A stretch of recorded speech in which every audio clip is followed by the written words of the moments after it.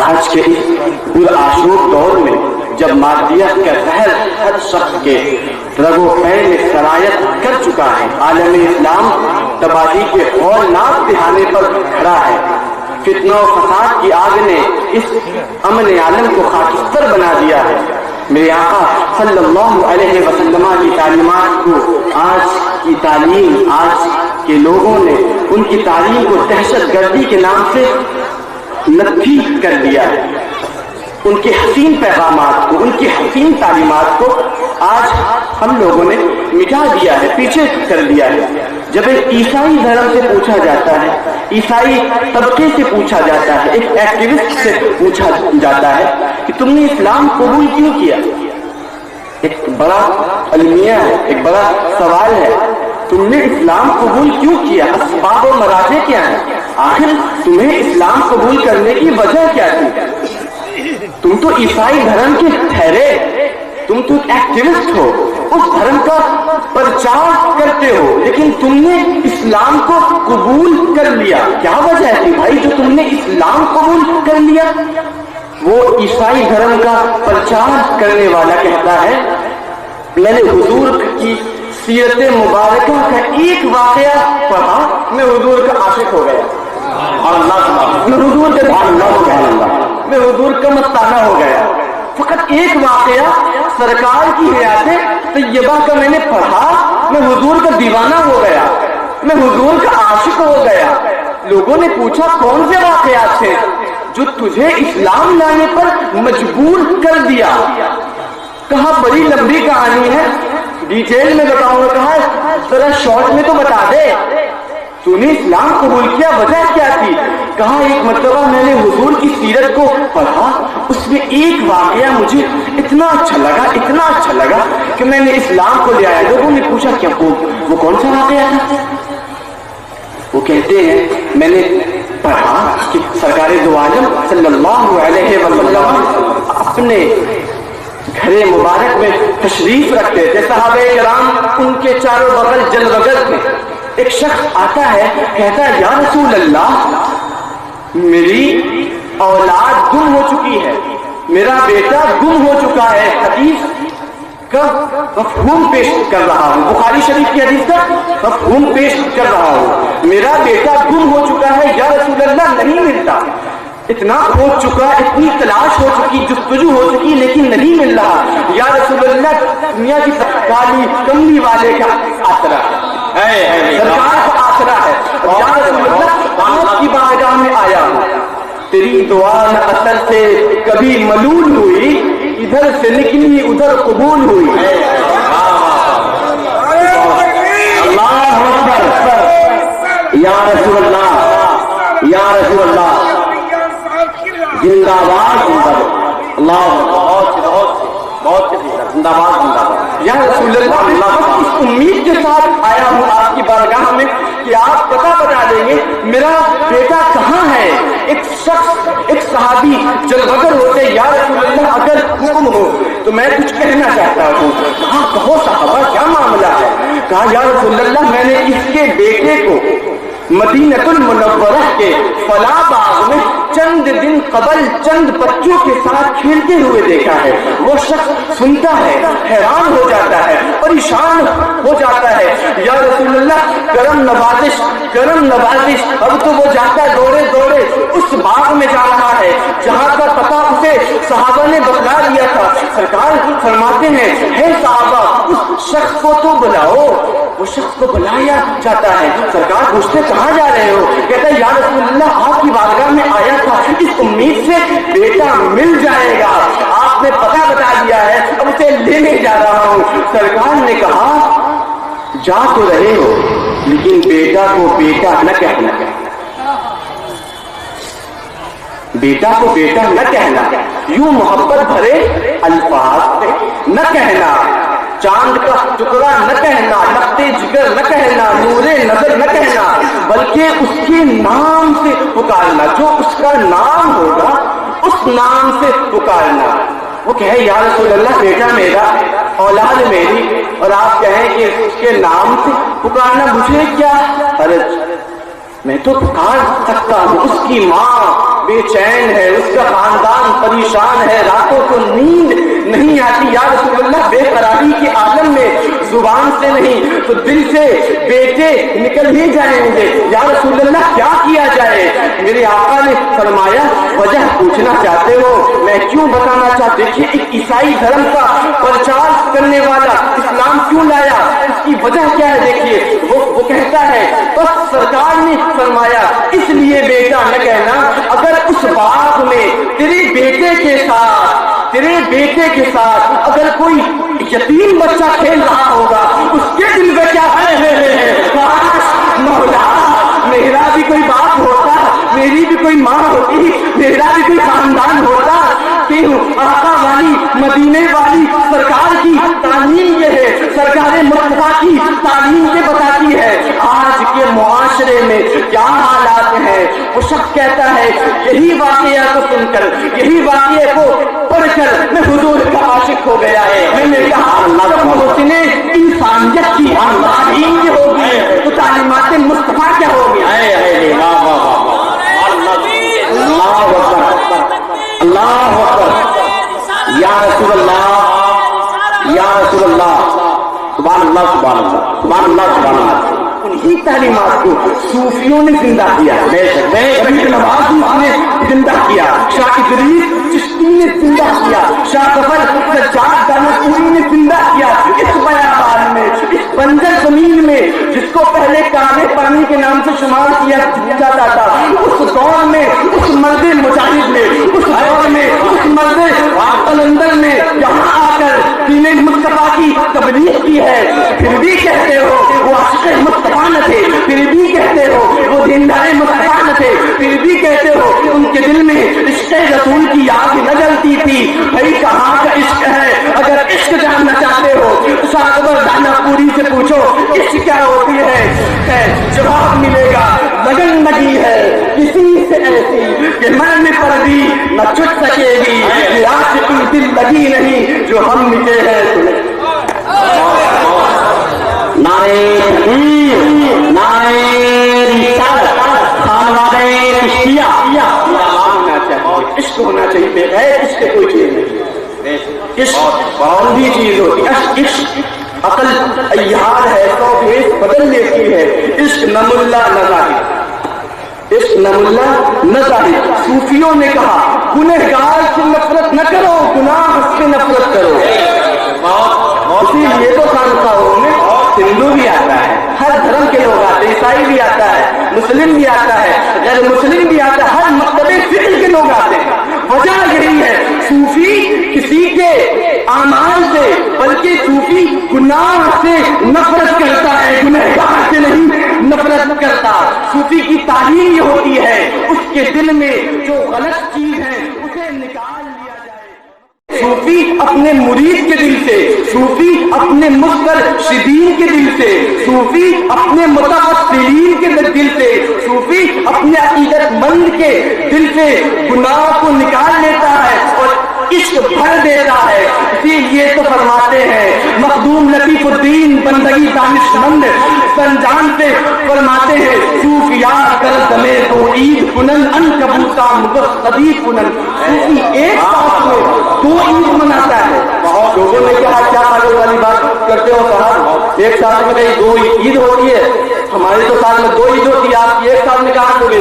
कहा तुम न समझोगे कि तसव्वुफ की बात है, वहदतुल वजूद की बात है, वहदतुल शुहूद की बात है, तुम्हें न पता। सूफिया दर्द में दो ईद, सूफी एक साथ में दो ईद मनाता है। कहा जरा बताइए प्रैक्टिकल करके, तो कहा सूफी एक इश्क की अहमियत देखता है, तुम्हारे दिल से गुनाह निकाल कर इश्क भर देता है, यही एक साथ दो ईद है। वाह वाह माशाअल्लाह, गरीब नवाज की तालीम है। गरीब नवाज के मुताबिक लोग कहते हैं गरीब नवाज हसनी हुसैनी दोनों नजीबुल तरफैन, हसनी हुसैनी दोनों सैयद है गरीब नवाज। मकामे संजर सजिस्तान में वलादत हुई 533 हिजरी में। वालिद का नाम सैयद गयासुद्दीन बिन कमालुद्दीन बिन इब्राहिम बिन جو جماعتی طریقے سے 8 واسطوں سے امام زین العابدین تک آپ کا نسب نامہ پہنچ جاتا ہے. یعنی آپ والد کے طرف سے حسینی، والدہ کے طرف سے حسنی، سید غریب نواز. آپ نے ہر ملک کا سیر کیا، جہاں گئے وہاں اسلام کا بول بالا کیا. بغداد گئے، مصر گئے، سجستان گئے، خراسان گئے، اس کے علاوہ بلخ گئے، لاہور گئے، لاہور سے دہلی آئے، دہلی سے اجمیر میں جا بسے. جب غریب نواز کا وصال ہوا، لوگوں نے دیکھا چھٹری کھول کے، بھائی سنتے تو تھے بڑے عاشق تھے، سنتے تو تھے بڑے اللہ والے تھے، بڑے صوفی تھے، سنتے تو تھے تقویٰ بہت تھا ان کے اندر. ذرا اب وصال کے بعد دیکھتے ہیں پیشانی پر لکھا دکھتا ہے ہاذا حبیب اللہ، ہاذا حبیب اللہ، ما تقی حب اللہ، ہاذا حبیب اللہ. یہ حبیب اللہ کا حبیب ہے، یہ عاشق اللہ کا عاشق ہے، تمہارا عاشق نہیں ہے. غریب نواز کو اسی لیے کہتے ہیں غریبوں کو نوازتے ہیں، غریبوں کو نوازتے ہیں، عقیدت مندوں کو نوازتے ہیں. جو ان سے عشق کر لے اسے نواز دیتے ہیں. غریب نواز کو غریب نواز ان کا نام اصلی، ان کا نام محمد کنیت حسن لقب معین الدین. لیکن ہندوستان کی سرزمین میں آنے کے بعد غریب نواز نے اپنا لقب خود سے نہ بنایا بلکہ مریدوں نے دیا. کہا غریب نواز آپ تو غریب نواز ہیں. شیخ عثمان ہارونی، آج کچھ لوگوں کو کہہ دیتے ہیں شیخ عثمان ہارونی، یہ بھی صحیح ہے زمانے کے اعتبار سے غلط تھوڑی، لیکن اصل نام ان کا شیخ عثمان ہارونی، ہارون کے رہنے والے تھے. کیونکہ صوفیوں کا زمانہ جو تھا اس دور کا زمانہ 8ویں صدی، 7ویں صدی، 6ویں صدی، 5ویں صدی، حتیٰ کہ 4ویں صدی میں صوفی جو ہوتا اس کے نام کے آگے اس کے مولد و مسکن لگ جاتا. یعنی مخدوم شرف الدین بہاری بہار کے تھے، شاہ اکبر داناپوری داناپور کے تھے، فاضل بریلوی بریلی کے تھے، غریب نواز اجمیری لگ گیا. اسی طریقے سے خواجہ عثمان ہارونی ہارون کے رہنے والے تھے، اس لیے ہارون رہ گیا. ایک بات جان لیجیے، غریب نواز سے پوچھا آپ مرید ہو گئے ہیں کیا؟ غریب نواز نے کہا ابھی تو مرید نہیں ہوا. لوگوں نے کہا 20 سال تک شیخ کی خدمت کر رہے ہیں، شیخ عثمان ہارونی سے کی خدمت کر رہے ہیں اور آپ کہتے ہیں کہ مرید ہی نہیں شیخ. غریب نواز فرماتے ہیں تمہیں پتا نہیں مرید کی تعریف کیا ہوتی ہے؟ غریب نواز نے فرمایا سید الاولیاء میں سید محمد مبارک بن کرمانی فرماتے ہیں کہ غریب نواز نے فرمایا مرید، اصلی مرید، حقیقی مرید وہ ہے جس کے بدن سے، جس کے نام اعمال لکھنے والا فرشتہ 20 سال تک اس کے اعمال میں بد نہ لکھے، وہ سچا مرید ہے. غریب نواز نے کہا جب 20 سال میں نے شیخ کی خدمت کر لی، شیخ کی عقیدت جب شیخ نے دیکھا اس کی عقیدت راسخ ہو چکی ہے، اب اسے خلافت دے دیا جائے، اب اسے اپنا مسترشدین بنا لیا جائے، جانشین بنا لیا. غریب نواز کو لے کر گئے. ہے غریب نواز تمہیں تو لے کے چلتا ہوں میں مدینے والی سرکار میں، مدینے والی سرکار میں لے کر حاضر ہوتے ہیں. یا رسول اللہ، یا رسول اللہ کرم کیجئے، مولا آپ کے در کہوں، مولا کرم کیجئے. غریب نواز فرماتے ہیں میں باہر سرکار کے روضے اقدس کے ہر وقت مراقب میں رہتا تھا. ایک دن خادم باہر نکل کر آتا ہے، خادم باہر نکل کر آتا ہے، پوچھتا ہے این معین الدین، این معین الدین، این معین الدین، معین الدین کہاں ہے، معین الدین کہاں ہے؟ وہاں پر ہزاروں معین الدین تھے. سب نے کہا لبیک معین الدین، لبیک معین الدین.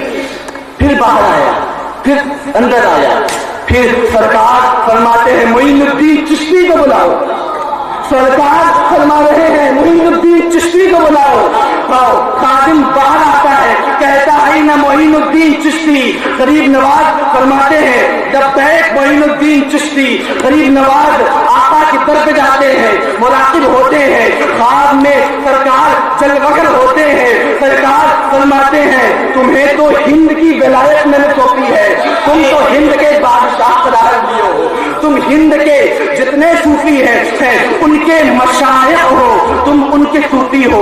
اب کہا گیا غریب نواز انہی وسیلے سے، غریب نواز انہی کی وجہ کر غریب نواز ہندوستان آتے ہیں۔ ہندوستان میں آپ 40 فقیروں کے ساتھ جل وگر ہوتے ہیں، باقی کی آپ کو بچے کو پتا ہے۔ لیکن آئیے جب غریب نواز بلخ سے ہو کر سبزوار جاتے ہیں، کیونکہ غریب نواز کہیں بھی کسی بھی شہر میں ایک ہفتے سے زیادہ ٹھہرتے نہ تھے، ان کا قیام فقط ایک ہفتہ رہتا اور ان کے ساتھ ہمیشہ خدمت گزار خادم ہمیشہ ایک رہتا، 2 نہ رہتا، 3 نہ رہتا، فقط ایک خادم کو ہمیشہ لے کر چلتے تھے۔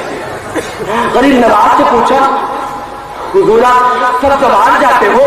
کہا جی ہاں میں اب سبزوار جاتا ہوں۔ کیوں جاتے ہو حضور؟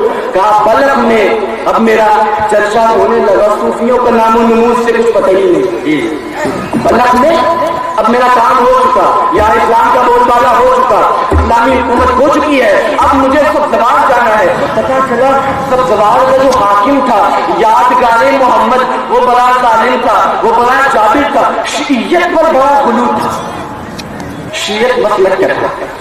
مسلک شیعہ تھا، کہتا صوفی کچھ نہ ہوتے ہیں، اسے صوفیوں سے بغض تھا، صوفیوں سے عناد تھا، وہ صوفی کو نہ مانتا تھا، اللہ پر بھروسہ نہ کرتا تھا، وہ کہتا بس مولا، بس مولا، کون مولا؟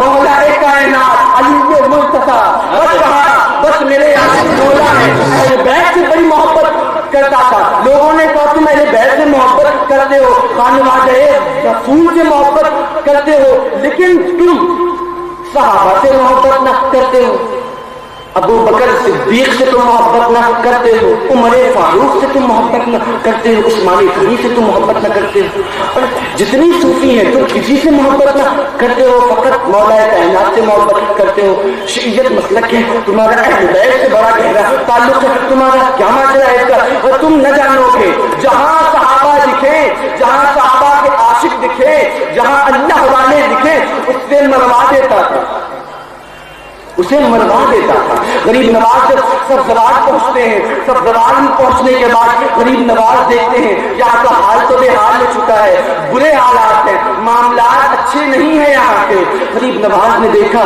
اچھا یہاں کا حاکم یادگار محمد ہے، سامنے دیکھا ایک حسین و جمیل باغ تھا، اس حسین و جمیل باغ میں دیکھا یہ تو باغ سبزوار ہے، یہ تو باغ یادگار محمد کا باغ ہے۔ غریب نواز یادگار محمد کے باغ کے اندر جاتے ہیں، غسل کرتے ہیں، 2 رکعت نماز نفل ادا کرتے ہیں۔ جب 2 رکعت نماز نفل ادا کر دی اس کے بعد تلاوت قرآن میں مشغول ہو جاتے ہیں۔ غریب نواز کا ایک خادم جو ان کے ساتھ ہمیشہ سفر و حضر میں رہا کرتا تھا آیا، کہا یا غریب نواز آج کیا بتاؤں، آپ کا یہاں ٹھہرنا بہتر نہ ہوگا، آپ یہاں نہ ٹھہرے۔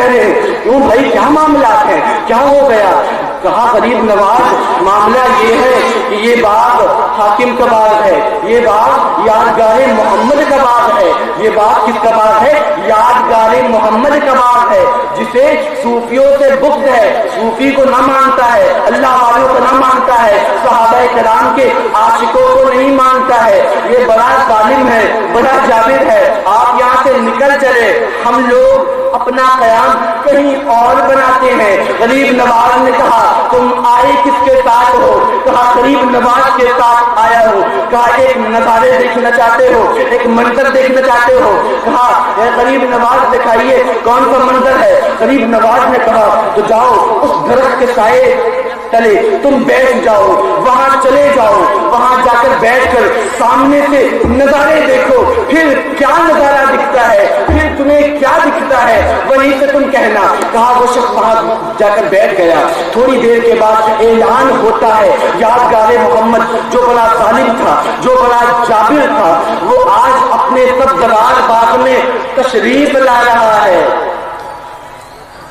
آج اپنے باغ میں تشریف لا رہا ہے، لوگ سنتے ہیں، اس کے وزیر سب حاضر ہو جاتے ہیں، باغ کو صاف کرتے ہیں، دیکھتے ہیں غریب نواز مراقب ہے، تلاوت کلام اللہ میں مشغول ہے، دیکھا غریب نواز کو تلاوت کلام اللہ میں مشغول ہے، آیا حضور سب زبان کا حاکم تشریف لا رہا ہے، یہ باغ غریب نواز کا باغ نہیں ہے، یہ باغ تو یادگار محمد کا باغ ہے، اگر بہتر ہو آپ یہاں سے چلے جائیں، بڑا ظالم بادشاہ ہے، بڑا ظالم بڑا جاہل ہے، وہ آپ کی بات نہ سنے گا، آپ کی شان میں بے ادبی کر دے گا، کہا جاؤ مجھے کسی کے ڈر نہیں لگتا، فقیروں کو تو اللہ کے ڈر لگتا ہے، وہ کہتے ہیں شاہ پوری فرماتے ہیں ہے توکل مجھے اللہ پر اپنے اکبر، ہے توکل مجھے اللہ پر اپنے اکبر، جس کو کہتے ہیں بھروسہ وہ بھروسہ ہے، یہ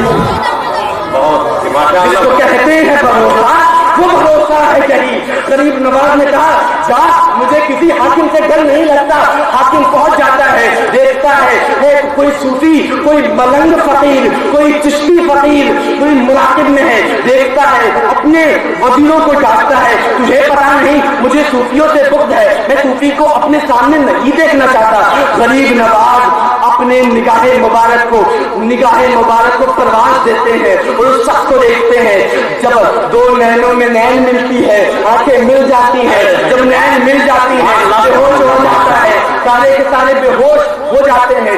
سامنے جو فقیر یہ نظارہ دیکھ رہا تھا، سامنے ملنگ فقیر غریب نواز کا عاشق جو یہ منظر دیکھ رہا تھا، حیران ہو جاتا ہے۔ غریب نواز فرماتے ہیں ہے سب ادھر آؤ، ذرا اس حوض سے پانی لاؤ، ان لوگوں کی منہ پر ڈالو، پانی منہ پہ ڈالا جاتا ہے، چھڑکا جاتا ہے، ہوش آتا ہے، غریب نواز کے قدموں میں گر جاتا ہے۔ لوگوں نے کہا ہے یادگار محمد تو پہلے بڑا صوفیوں سے بغض رکھتا تھا، آج کیا ہو گیا ہے، آج کیا ہو گیا ہے، کیسے ہو گیا ہے؟ جب بھی تجھے کوئی صوفی ملا، جب بھی تجھے کوئی فقیر ملا، جب بھی تجھے کوئی چشتی ملنگ ملا، تو نے ہمیشہ اس کی بغض کی، تو نے ہمیشہ اس سے عداوت رکھی، آج کیا ہو گیا ہے؟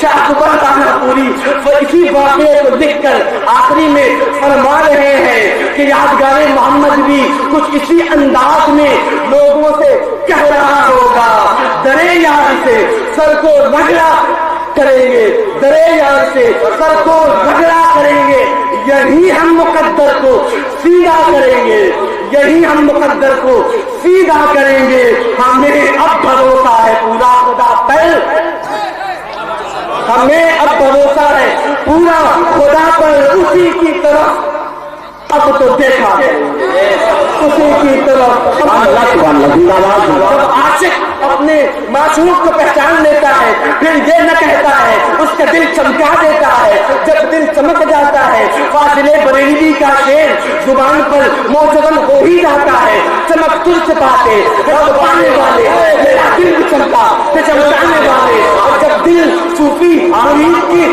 چمکا دیتا ہے پھر دماغ اکبر آبادی کا شعر ذہن میں گردش کرنے ہی لگتا ہے، تو دل کو دیکھتا ہے اور پچھلی رات ہونے دے، تو دل کو دیکھتا ہے اور پچھلی رات ہونے دے، جلوس حسن تیری چل بکا ہے دل سے نکلے گا، تو دل کو دیکھتا ہے اور پچھلی رات ہونے دے، جلوس حسن تیری چل بکا ہے دل سے نکلے گا، میں اپنے دل کو یوں پیش نظر سیماب رکھتا ہوں کہ میرا چاند جب نکلے اسی منزل سے نکلے گا، کہ میرا چاند جب نکلے اسی منزل سے نکلے گا۔ صوفیوں یہ عقیدہ رکھو تو زندہ ہے واللہ، تو زندہ ہے واللہ میری چشم عالم سے چھپ جانے والے، نعرہ تکبیر، نعرہ رسالت، جشن غریب نواز۔ بریلوی کے متعلق اکثر لوگ کہتے تھے، جو میں نے کئی مرتبہ سنا بھی، خاموشی اور سکوت صوفیوں کا طرز رہا ہے، ہمیشہ سکوت فرماتے ہیں، اور اکثر لوگ پہلے کہا کرتے تھے، میں تو صاف بول رہا ہوں، اکثر لوگ پہلے کہا کرتے تھے کہ دانا پور کے جتنے بھی صوفی ہیں، دانا پور کے جتنے بھی اکابرین ہیں، ان کا فاضل بریلوی سے نہیں بنتا، ایسا میں نے کئی مرتبہ سنا، اس لیے میں بول رہا ہوں، وضاحت کر دے دوں. اور جو لوگ یہ سمجھتے ہیں کہ ہم لوگ فاضل بریلوی کو نہیں مانتے، تو آج وہ وضاحت میں کروں گا. بس 5 منٹ کی گفتگو ہے، بس 5 منٹ کی، 5 منٹ. اکثر میں نے سنا کہ داناپور والے فاضل بریلوی سے بغض رکھتے ہیں، اس لیے 1318 ہجری رجب کا مہینہ، رجب کی 7 تاریخ پیر کا دن، اور اس کے بعد سے لے کر 10 رجب تک 3 دن کا جلسہ بنام مخالفین ندوۃ العلماء سرزمین عظیم آباد میں منایا گیا، یعنی پٹنہ میں منایا گیا. اس دور میں ندوہ بہت عروج پر تھا. یہ میں تقریر نہیں کر رہا ہوں، صرف بتا رہا ہوں. اس وقت ندوہ بہت عروج پر تھا، لیکن وہاں سے کچھ ایسی خرابی ظاہر ہو رہی تھی جس کی وجہ سے لوگوں کے اعمال پامال ہو رہے تھے، بلکہ بگڑ رہے تھے. کیا کیجیے گا صاحب، لیکن دیکھیے کیا ہوتا ہے آگے جا کر کے. اس دور میں فاضل بریلوی ایک ذی شعور عالم اور مفتی کی حیثیت سے ہندوستان میں نمایاں مقام رکھتے تھے، لیکن اس دور میں فاضل بریلوی کو کوئی اعلیٰ حضرت نہیں کہتا تھا، مجدد دین و ملت بھی نہیں کہتا تھا. فقط اس دور میں مفتی بھی نہیں لوگ کہتے تھے، علامہ بھی نہیں کہتے تھے، فقط مولوی کہا جاتا تھا. آپ جب پرانی کتابوں کا مطالعہ کریں گے تو صرف مولوی کا لفظ آئے گا.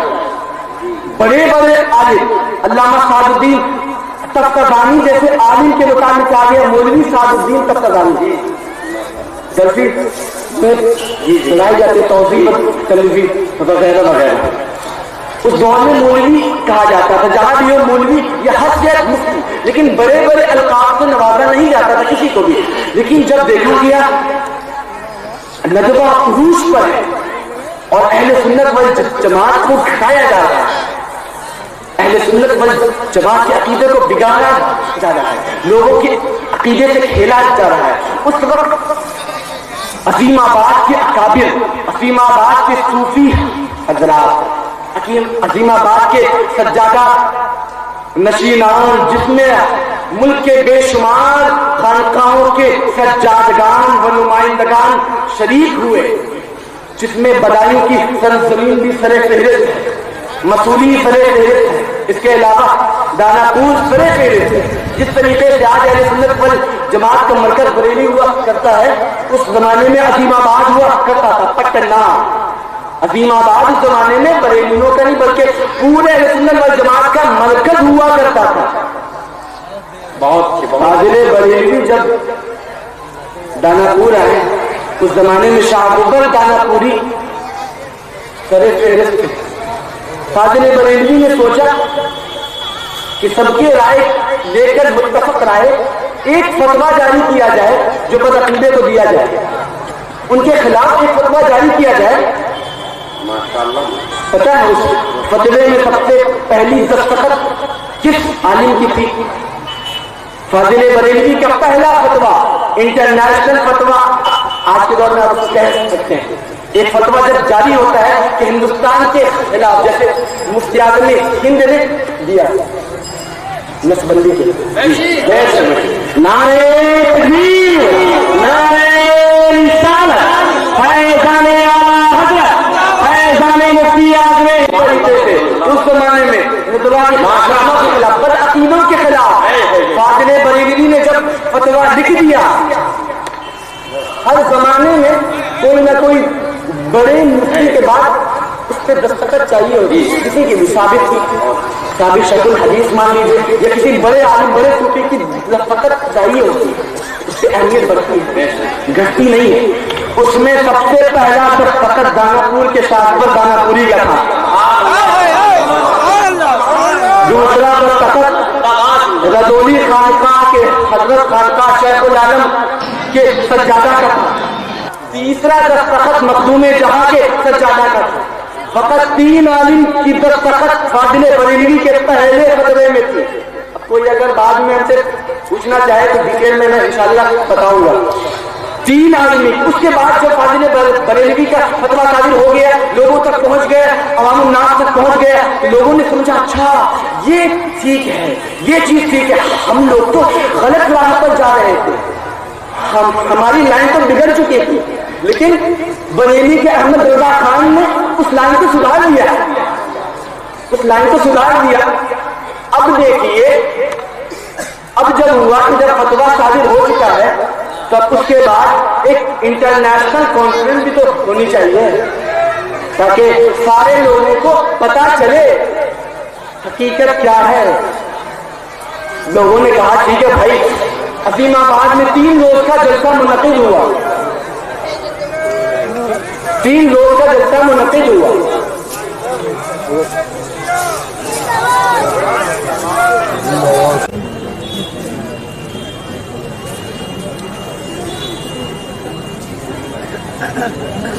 بیٹھ جائیے بچے, تھوڑا پیچھے جاؤ, پیچھے جاؤ. جی آپ جہاں ہیں وہیں تشریف رکھیں. جب جلسہ منعقد ہو گیا تب شاہ اکبر دانا پوری کے صاحبزادے شاہ محسن دانا پوری, سب جانتے ہیں شاہ محسن دانا پوری, ایک سوال تو کہا پیر محسن پیر محسن پیر. شاہ محسن دانا پوری نے اس اسٹیج سے پوچھ کر کہا آپ تو اعلیٰ حضرت ہیں, نعرہ تکبیر, نعرہ رسالت, نعرہ رسالت, خالد چشتیہ, فیضان اعلیٰ حضرت ہے. تاریخ گواہ ہے, کتاب کو اٹھا کر دیکھ لو, کتاب کا نام بھی سن لیجیے, قصیدہ اعمال الابرار فی لام الاسرار, تقریباً 164 اشعار اس میں موجود ہیں. انشاءاللہ تعالیٰ وہ کتاب جلدی منظر عام پر آ رہی ہے انشاءاللہ. اس میں پوری بھی تفصیل موجود ہے. اور اس خط کا اقتباس شوق میں یہ تھا کہ حضور آپ کا نظر کرم فقیروں پر جانا چاہیے. یہی جملہ ہوتا ہے. خاص تاریخ دیکھیے, وہ کہتے ہیں جب تک نسبت مل جائے عظمت کو دفن مل جاتی ہے.